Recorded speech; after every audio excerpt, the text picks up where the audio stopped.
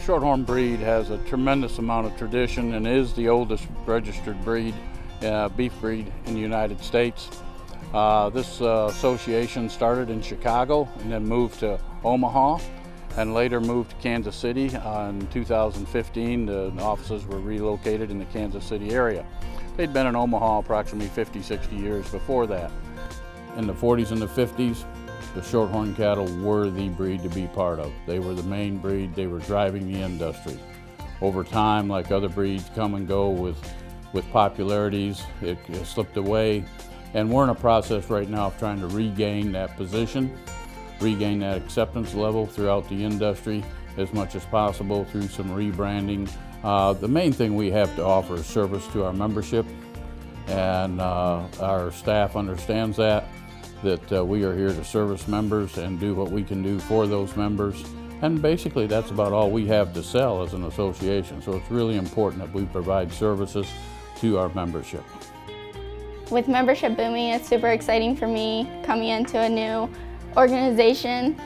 I love to see that we're growing within our membership. You know, most people think there's a stigma with customer service, and to be honest, it's a little daunting at times, but honestly, working here, you work with the salt of the earth people, and I love it. You know, they're the nicest people to work with, and they make it so easy. Many members will be in this organization and raise Shorthorn cattle for different reasons, but it's still our job to service and respect and take care of each and every membership because of what they want from the Shorthorn breed and what they want from raising Shorthorn cattle.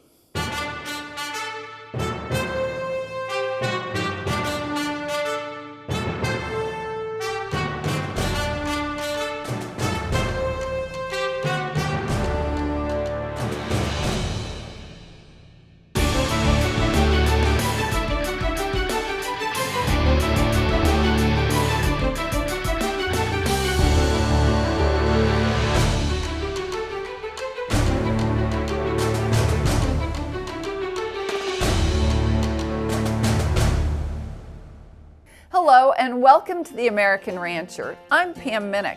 Today we feature the American Shorthorn Association and the Shorthorn breed. The American Shorthorn Association is the oldest beef breed association in the United States. The cattle that were the foundation for the Shorthorn breed in America came to Virginia in 1783.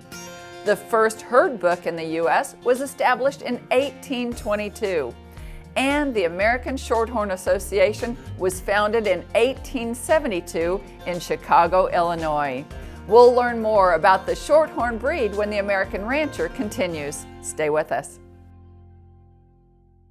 Blue Roans, Bay, Grays, oh my! Register now for the Vinton Quarter Horse Production Sale, offering weanlings, yearling, and a select group of young riders. Vinton Quarter Horses are breeders of excellent all-around ranch, performance, and family horses. Don't miss this chance to stock up on quality bloodlines. The sale is a Superior timed auction and begins closing on December 1st at 6 o'clock Mountain. To register, go to superiorclicktobid.com or call 800-422-2117. Our goal is to be so integrated and to offer so many options and opportunities for producers around the country to have great 44 Farms genetics and backed by our strong guarantees, and then also have the opportunity to participate in our buyback program. 44 Farms Christmas Bull Sale, December 2nd in Abilene, Texas. Welcome back to the American Rancher. In 2015, the American Shorthorn Association moved their headquarters to Kansas City, Missouri, after spending 50 years in Omaha, Nebraska. Along with the relocation, the American Shorthorn Association developed a new logo as well as a new slogan, Performance with Purpose. In the process of rebranding our association over the past 2 years, our board of directors has been especially aggressive at wanting to change some image and change the thought process that the industry may have of Shorthorn cattle and the American Shorthorn Association. And with that comes our new logo, and with the logo comes our new slogan, Performance with Purpose. I think performance with purpose is very fitting for ASA and for this breed because these cattle have been bred for generations with the main goal being to produce quality replacement females and produce those high quality productive cows that this commercial industry in this country needs, and that's where this breed excels. I think one of the things that we don't really realize, a lot of people don't see, is Shorthorn cattle, of course, are a British breed, and when we take those same British breeds and start to crossbreed them and create hybrid vigor, because of the lack of using Shorthorns over the last few years, I think we got a big kick. You just get that true heterosis when you put a Shorthorn back on your other British breeds, and we already have data to prove that you get an extra calf out of the lifetime of an Angus Shorthorn cross in the lifetime of that replacement female. So there's a lot of things that Shorthorns can bring to the picture, and really and truly, there's a huge advantage today to a Shorthorn bull in the pasture just because there haven't been enough of them in the pastures across America over the last 10 to 15 years. Most all of our customers, they're after the replacement females to add back into their own herd. And what they're finding is by using Shorthorns, those resulting steer progeny are extremely profitable. The Shorthorn of the British breeds is the highest yielding, highest cutability breed. They marble as high or better than any of the British breeds. And so they're recouping a lot of dollars on the steer progeny when their goal was to generate useful females for their environment. I think the advantages with the Shorthorn breed and for what we're trying to do is developing low maintenance cattle that will function in any type of environment and take care of themselves, and no matter where they end up or what breed they may be a composite with or crossed up with, I think they're going to be functional cattle that anybody within the cattle industry can be successful and be profitable in the end. The American Shorthorn Association is a member of International Genetic Solutions. Along with 10 other breed associations across North America, IGS is the largest multi-breed genetic evaluation in the industry. By being a part of IGS, we're part of a 19 million head database, which just gives us more power in our genetic evaluations and the tools that we provide to our breeders for genetic improvement. And the second benefit to ASA and also Shorthorn breeders is that through being in IGS, we're able to compare EPDs across with other breed members of IGS. Or any member of IGS, they can compare those bulls on the same playing field for EPDs, instead of having to learn several different EPD bases and scales. Being able to look across the table and say Shorthorn cattle are on the same basis as these other cattle that I'm using in my program just makes it easier as a selection tool for not only for our breeders but for their customers. Like any breed association, the future of the Shorthorn breed lies in the youth programs. With over 4,000 members, the American Junior Shorthorn Association is helping the next generation of Shorthorn enthusiasts develop the skills they need to be successful in the cattle business and in life. Shelby Rogers is the ASA Youth Activities Director. This year at the National Junior Shorthorn Show and Youth Conference, we had almost 500 head exhibited, as well as over 340 kids that showed cattle there. And we had 21 states represented. That was the first time, I think, in a while that we've had that many states represented, so that was really exciting for us. And next year, our Junior National will be in Madison, Wisconsin, June 26th through July 1st, and in 2019, we'll have our show in Lebanon, Tennessee.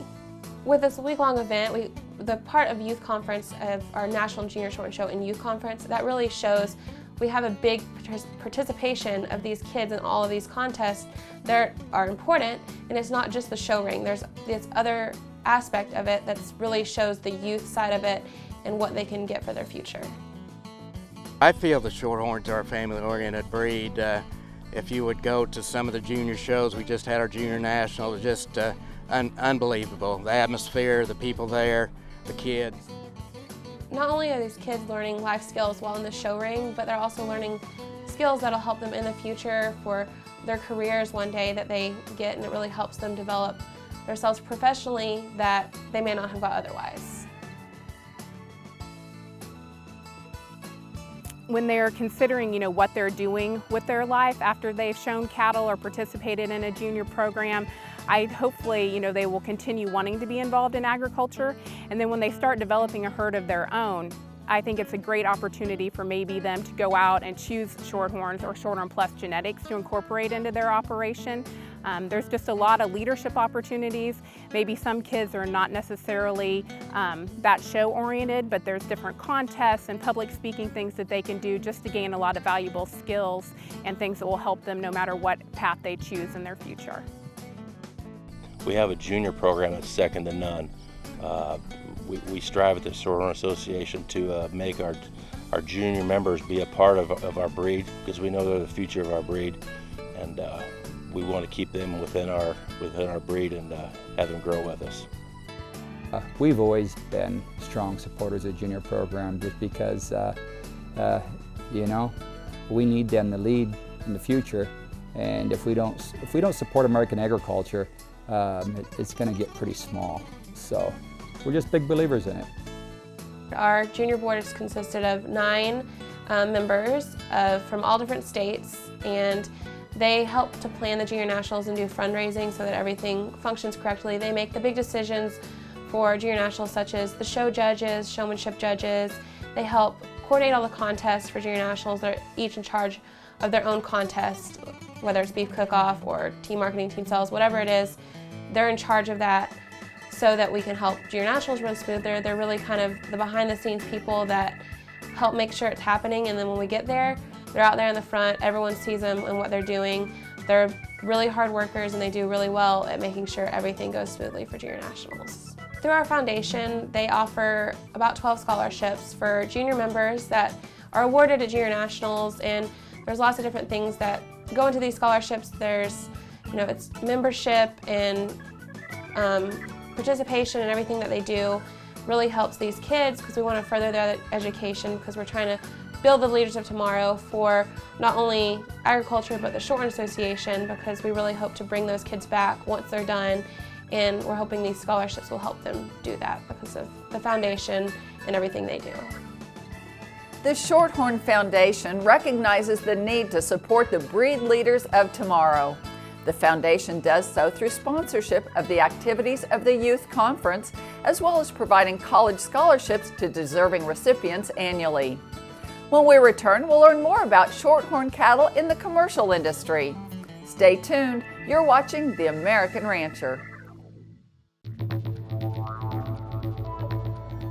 University-backed research has verified what many cattlemen have already recognized. There is real value when you identify Red Angus calves in the marketplace. We offer the industry's most experienced age, source, and genetic verification program called the Feeder Calf Certification Program, better known as the Red Angus Yellow Tag Program. More cattlemen are using the FCCP tag than ever before to garner Red Angus premiums.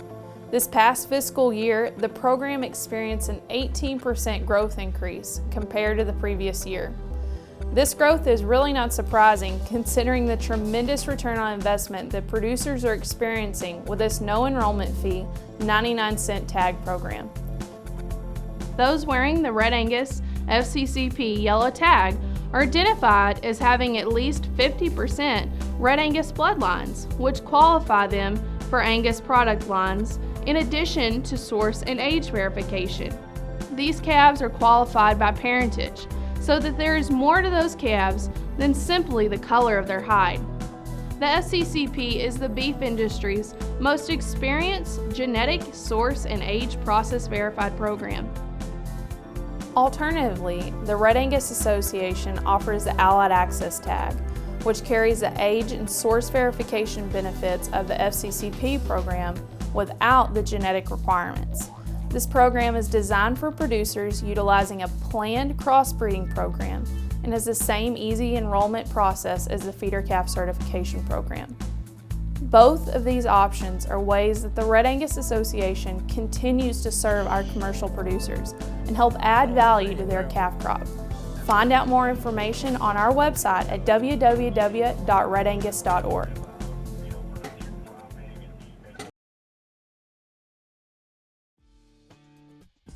Welcome back to The American Rancher, featuring Shorthorn cattle. The Shorthorn breed is ready to make their mark on today's commercial cattle industry. ASA is constantly working to help breeders breed better Shorthorn cattle that fit the mantra, performance with purpose. The goal of the American Shorthorn Association as far as commercial acceptance for the Shorthorn breed is simply to increase the prevalence of Shorthorn genetics in America's commercial cow herd, whether that's through the use of more Shorthorn bulls or Shorthorn influenced females across the country. The Shorthorn breed has a definite advantage when we start talking heterosis or hybrid vigor. These cattle have an ability, and again, I'm going to call it, I think it's a God-given gift, to outcross extremely well on other breeds of cattle. One of the things that I guess I look at is the lack of input of Shorthorn genetics into the crossbreeding programs of the past 10 to 15 or 20 years probably makes a Shorthorn pretty strong when you bring them into a heterosis program today, because now you're really talking true heterosis, where we look at some of our other breeds out there, they're back there behind that heterosis, and you don't get the same degree of heterosis. We feel like it's hard to beat a Shorthorn cow or a Shorthorn influenced cow in a commercial setting. They have the maternal ability, the milking ability, they have the carcass grade ability, and they have the conversion factor. They put it all in a pretty nice package. These cattle are bred to be mama cows, but on top of that, they provide heterosis and hybrid vigor on a black-hided American commercial cow herd. They also are the high-yielding British breed when it comes to carcass. The Shorthorn breed excels in providing a high-yield, low back fat kind of carcass, and they also marble well enough to give us a good quality grade when we send these cattle to market. And having cattle that are easy to handle, don't take off and run to the other end of the pasture is pretty important at the pasture level, but something that goes along with that is that, you know, handling bulls when they come back in, handling calves as they come in at weaning time, and then carry on through to the feedlot. Quiet cattle tend to feed quite a bit better, and we sort of think that may be a component in our gain and conversion when we put these cattle in the feedlot, is their ability to you know, handle the stress and handle quietly. And I think it's a pretty often overlooked component, something that the Shorthorn breed does really well, and is really an added benefit to you know, having Shorthorn blood in a cow, in your overall cow program. Whenever we hear from someone that's used a Shorthorn bull, they talk like they're going to come back and get more, because they do like the results, both from maternal aspect and in the feedlot. With our industry as a whole having an increased emphasis on DNA testing and genomic information, we here at ASA want to be on the forefront and stay with the rest of the industry. So we've been able to do so. Our producers are utilizing DNA testing. We've recently implemented genomic enhanced EPDs, and our breeders have bought in with full force on that. We're receiving more DNA tests than we were at this time last year, just folks wanting to get that genomic information on their cattle to have a better tool and know more about their product when they're trying to sell it to a customer. Our partnership with the University of Illinois and our sire test is going to be a great opportunity to get practical, real-world data and information utilizing Shorthorn genetics. We're working with the University of Illinois on some herd tests data, And they have 300 commercial cows that we bred with Shorthorn bulls, 15 different sires to be exact. And the first 151 calves born had an average birth weight of 86 pounds. They were all born unassisted with a gestation period of 280 days. We thought this was a really great result for the first set of herd sires used in this test. The Iowa State University, Patrick Wall, was able to help us devise a fescue dollar index, or a dollar fescue index, that we were able to incorporate into our performance data so that our breeders and customers could evaluate how these cattle stacked up for being fescue tolerant if they were going to have to graze on fescue type grasses. We are the first breed to offer this type of performance data to our members, our breeders, and the customer base.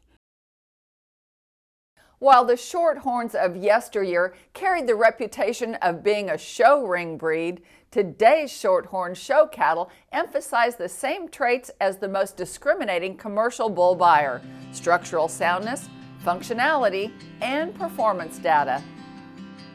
The breeders that are showing the cattle, they're producing cattle that are going to work, that have function and formality, that'll work in a commercial segment. Our champion bulls here in Denver the last couple of years have had the EPD data form that really excels. And even at our past Junior National this last July, we had our champion females, and all the class winners had really awesome EPDs. So the breed has changed. Yeah, we may have shows, and every breed's going to have them. And I personally like shows, but they are a place that we can go show our wares. But those wares that we're bringing to town right now fit the industry better than they've ever fit in the past. We see a lot of that within this breed, that our bulls that are winning in the show ring could just as easily be picked out by a commercial producer as one of the bulls that he wants, that has the structural correctness and thickness and growth and the things that a commercial producer needs to have a bull that works for him and his program. And that's what we see with our show ring champions, are the structurally correct, heavy volume, heavy muscle kind of bulls that our breeders are looking for and that they're trying to produce for their customer. Also, if you start looking into the genetics and the EPDs on a lot of these show cattle that are winning, the performance is there. We have national champion bulls and females that rank in the top 5 and 10% of the breed for growth traits and carcass traits in our genetic evaluations. So they're not just a show ring good looking animal, they've got some genetic merit there to back it up. We here at the American Shorthorn Association have made a commitment to be very active with the NCBA annual convention, have a booth there. We have seen the interest level in Shorthorn cattle at that booth over the last 3 to 4 years just balloon. And you've got to go, you've got to be there, you've got to meet people, and time after time after time, year after year after year, they start to become more inquisitive, they start to ask more questions, and it's going to take that before people understand what we really have to offer. We all at the end of the day can see that the decisions we've made are for the betterment of the breed, and we all know that. And we put together some progressive ideas and programs for our breeders to kind of not only challenge it, but it's something that the breeders want, and that's what we try to. We're there to service our customers and our members, and we've done the most we can, or we feel as though we can, to try to give them all the tools to advance their herd. I think in the last 10 years, a lot of Shorthorn breeders have really tried to recognize some of the weaknesses in the breed, and they've tried to choose genetics to help correct those weaknesses and try to really think about what the commercial cattleman needs and wants in their operations. And so I think that's something that the breed as a whole, a lot of our producers are really starting to become more commercially focused. And the great thing is that Shorthorn cattle are so versatile that they really can fit that industry. And whether someone is looking to increase performance or carcass quality, there's a lot of great Shorthorn genetics out there that can help them with those, meet those goals. We're a family breed. The junior organization of this breed is second to none. and we have so many things ahead of us that we really have a bright future. We have a limited budget, but we're trying to do everything we can to let the people know out there that we are for real and that we can compete with any of the other breeds. Moving forward, the leadership of the American Shorthorn Association has defined goals for the growth of the breed, and they are excited about the future and the expanding role of Shorthorn genetics in the American commercial cattle industry. To find out more about Shorthorn cattle, visit them online at shorthorn.org or call the office at 816-599-7777. That's all the time we have today. We hope you enjoyed our show about Shorthorn cattle. To find out more about us, visit our website, theamericanrancher.com, or find us on Facebook. We'd love to connect with you. I'm Pam Minick for the entire American Rancher team. Thanks for joining us. We'll see you next time.